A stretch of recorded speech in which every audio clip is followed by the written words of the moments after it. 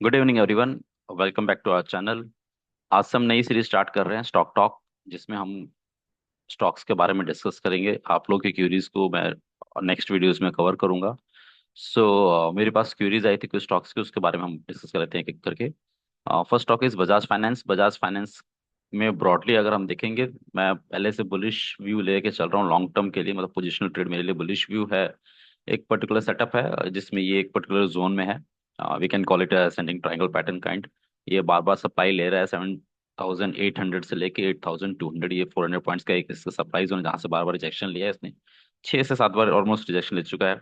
और एक support trend line चल रहा है जिसको ये अभी तक रिस्पेक्ट करते आया हुआ है। मतलब ऑलमोस्ट यू कैन से कि ये 2021 से अभी तक 3 साल से वो रिस्पेक्ट कर रहा है ये पूरे जोन को। इस पूरे जोन में अटका हुआ है बजाज फाइनेंस, ठीक है। और ये चीजें एक तरीके से हम बोल सकते हैं वीसीबी पैटर्न भी फॉर्म हो रहा है, वॉलिडिटी कॉन्ट्रैक्शन पैटर्न, राइट। तो वो उस पर बाद में बात करेंगे। अभी हम मुझे क्या लिख रहा है चार्ट पैटर्न्स के हिसाब से, इसी वीकली टाइम फ्रेम देख रहे हैं तो यहाँ पे लोअर विक्स फॉर्म हो रहे हैं, डोजी बन रहा है, तो एक काइंड ऑफ रिवर्सल आ सकता है। और मैं एंटिसिपेट कर रहा हूँ कि ये जो पर्टिकुलर सपोर्ट जो मैंने मार्क किया हुआ है वो हेल्ड रहेगा। इसके नीचे मैं दो लेवल्स में इसको ऐड करूंगा। ये एक ब्लू जोन ऑलरेडी ट्रिगर हो चुका है, जहाँ पे एक बार मैंने दिवाली पिक दे रखा है इसको। तो ये ट्रिगर एक फर्स्ट सब डिमांड जोन ट्रिगर हो चुका है, सेकंड डिमांड जोन ये है, राइट। मैं long term point of view से बोल रहा हूँ करके। तो फर्स्ट डिमांड जोन एक बार ट्रिगर हो चुका है। आई एम एंटिसिपेटिंग कि जैसे ये 7,100 के ऊपर क्लोजिंग देना शुरू कर देगा तो 7,400 टू 7,800, फिर 8,200, ये लेवल्स को ये क्रॉस करते हुए ऊपर जाएगा। कोई भी नीचे टिप आएगा तो मैं बाय ऑन डिप्स इसमें प्रेफर करूंगा long term investment point of view से, राइट। अगर हम डेली टाइम फ्रेम में देखें, सो एक वाइड रेंज कैंडल, फिर पुल बैक, फिर वाइड रेंज कैंडल, फिर पुल बैक, और एक और वाइड रेंज कैंडल अगर वाली टाइम फ्रेम में देखेंगे हम लोग। So this kind of wide range candle, फिर नॉर्मल रिट्रेसमेंट, फिर वापस रैली, और ये बार बार एक स्मॉल रेंज में आके रिजेक्शन ले रहा है। दिस रेंज इज अराउंड 7,100 के आसपास का है। इसके ऊपर आएगा तो एक आई am anticipating short covering move of that. ये नीचे डिप भी आ सकता है, इस जोन में दोबारा भी आ सकता है। Will have to wait and watch, लेकिन मुझे लगता है कि एक बार रिजेक्शन लेना चाहिए इसको। इसके सिस्टर स्टॉक जो है वो बजाज फिनसर्व है। Similar kind of story we can say कि एक पर्टिकुलर वेल डिफाइंड एक रेजिस्टेंस जोन था।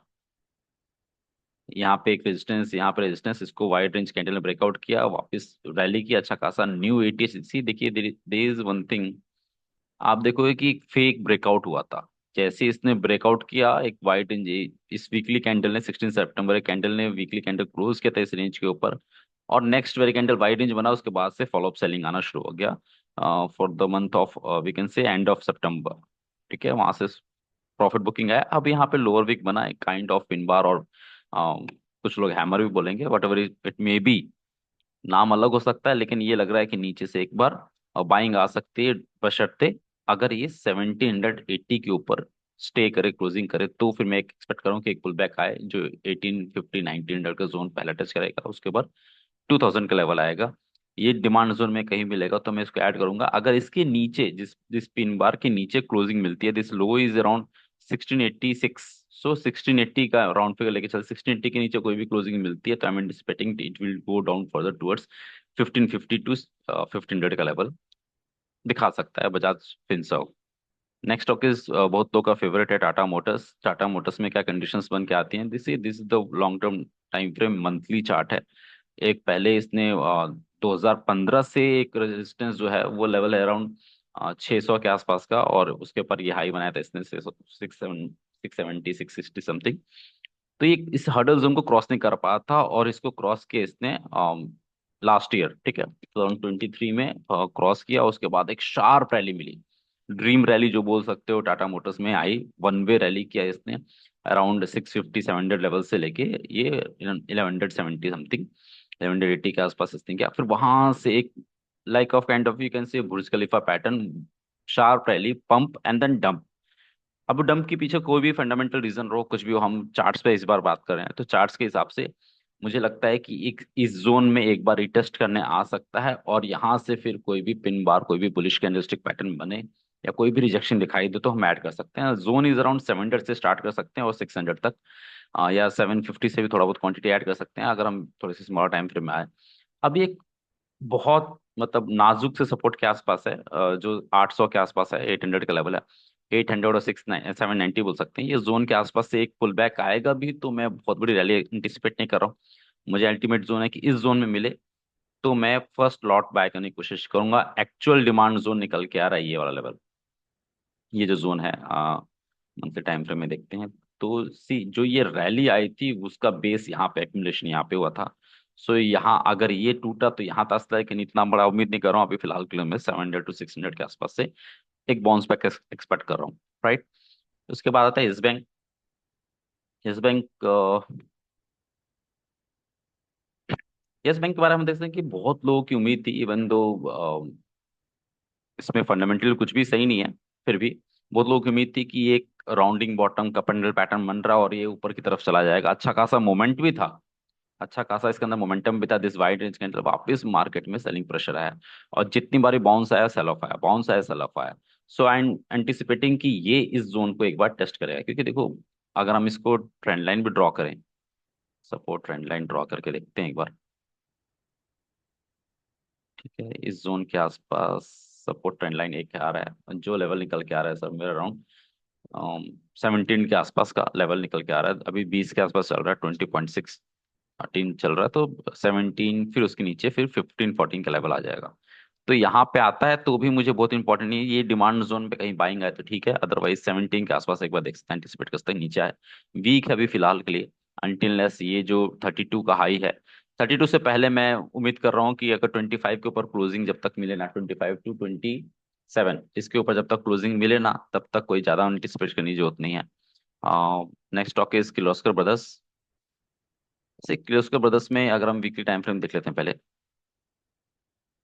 इसमें भी एक ड्रीम रैली आई थी। दिस इज यहाँ पे एक्यूमुलेट हुआ था, sharp rally, accumulate then again rally, base rally, और उसके बाद देखेंगे यही पैटर्न चल रहा था। अगेन रैली, फिर बेस हुआ, फिर रैली हुआ, फिर बेस हुआ, फिर रैली हुआ। अब लेकिन यहाँ पे आके सिनेरियो चेंज हो गया, यहाँ पे आके फिर मार्केट में डिस्ट्रीब्यूशन चालू हो गया, इस पर्टिकुलर स्टॉक में डिस्ट्रीब्यूशन चालू हो गया। तो यहाँ पे हम देखते हैं कि ये जो हाई बना, इसके बाद से एक ड्रॉप आया, और ये ड्रॉप इस सपोर्ट जोन के आसपास था। यहाँ से फिर पुल बैक किया, लेकिन ये प्रीवियस हाई को ब्रेक नहीं कर पाया और वहां से सेलिंग प्रेशर आना चालू हो गया।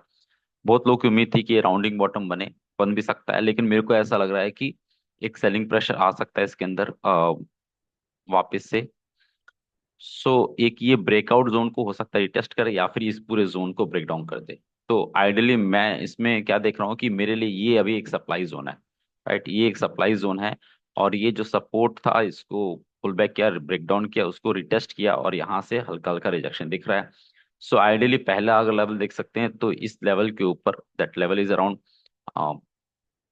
2200 हम मान सकते हैं, 2190 है, 2200 ले सकते हैं। 2200 के ऊपर कोई क्लोजिंग मिले तो वी कैन प्ले फॉर 2400 और 2500 के लेवल्स के लिए एक बार प्ले कर सकते हैं इस जोन के लिए ऊपर। अदरवाइज मैं एंटिसिपेट करूँ कि यहाँ पे आए, टेस्ट करे, फिर थोड़ा पुल बैक, और फिर इस लो के आसपास आए, फिर उसके बाद 10। तो ये हाई हमारे इंपॉर्टेंट 2200, इसके ऊपर क्लोजिंग मिले तो ही हम एंटिसिपेट कर सकते हैं कि और ऊपर या राउंडिंग बॉटम जो बन रहा है इसको कंप्लीट करेंगे। Last stock is Equitas. Equitas में अगर मैं देखूं एक बार, मैं चाहिए आपके सामने ड्राइंग रिमूव कर देता हूं ताकि क्लैरिटी आ जाए। ओके, सो इक्विटास में हम देखेंगे सबसे पहले कि एक रैली आई, फिर इसके बाद यहां से रिजेक्शन लिया। ठीक है, तो हम पहले इसको मार्कआउट कर लेते हैं रिजेक्शन को।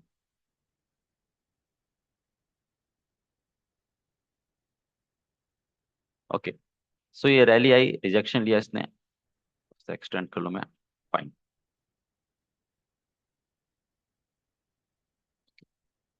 रैली आई, रिजेक्शन लिया, यहाँ से फिर रिजेक्शन लिया, यहाँ पे ब्रेकआउट हुआ, ऑलमोस्ट रिटेस्ट हुआ, फिर रैली आई। ठीक है, सो हमें यहाँ पे देख रहा है कि यहाँ तक तो ठीक था, लेकिन जब इसने ये ब्रेक डाउन किया तो फिर उसने इस चार्ट स्ट्रक्चर खराब कर दिया। कैसे खराब किया, मुझे जो दिख रहा है वो ऐसा दिख रहा है कि यहाँ पे एक head and shoulder pattern form हो रहा है। ठीक है, आई एम ओल्ड स्टूडेंट, और मुझे पुराने तरीके ज़्यादा सही लगते हैं जो सिंपल एंड सॉबर हो। ठीक है, सो यहाँ पे left shoulder head and this one is the right shoulder जो ब्रेक डाउन कर दिया। ठीक है, ब्रेक डाउन किया और उसको रिटेस्ट किया, of A follow up selling आई।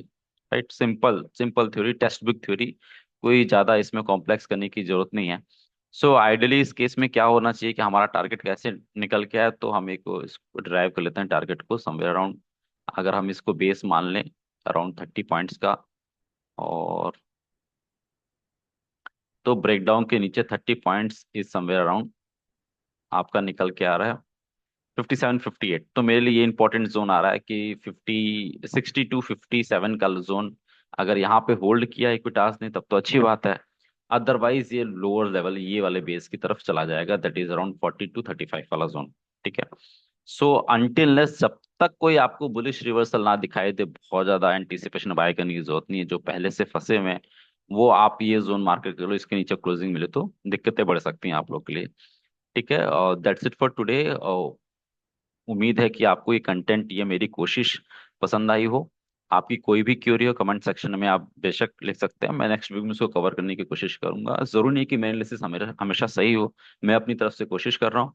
बाकी market is you know supreme, उसको जहां जाना हो जाएगा, हम लोग बस लाइन ड्रॉ करते रह जाएंगे, लेकिन मार्केट जहां जाना होता है वहीं जाता है। हमारे हाथ में मार्केट का मूवमेंट नहीं रहता, हमारे हाथ में हमारा रिस्क रहता है कि हम कितने रिस्क लेके और कहाँ पे हमें एंट्री करें। जैसे हमारा रिस्क मिनिमम हो जाए और रिवॉर्ड थोड़ा सा बेटर हो जाए, और वो एंट्री हमारा प्रॉपर प्राइस एक्शन बेस्ड होना चाहिए, based on some rules, based on some analysis होना चाहिए, रैंडम एंट्री नहीं होनी चाहिए। राइट। तो मेरी कोशिश यही रहती है कि आपको मेरी तरफ से जो बेस्ट हो वो गाइड कर पाऊँ। बाकी अपनी अपनी एनालिसिस कीजिएगा, अपनी एनालिसिस शेयर कीजिए। ठीक है। और कोई क्वेरी हो तो प्लीज पोस्ट कीजिए। अगर आपको कंटेंट मेरा मेरा कोशिश पसंद आए तो kindly like, subscribe and share my channel, मुझे भी थोड़ा सा एंथुसियाज्म मिलेगा। और कोशिश कीजिए कि कमेंट सेक्शन में अपनी क्वेरीज को पोस्ट करें ताकि हम इस सीरीज को और आगे बढ़ा सकें। Thank you very much, take care, have a nice day, bye.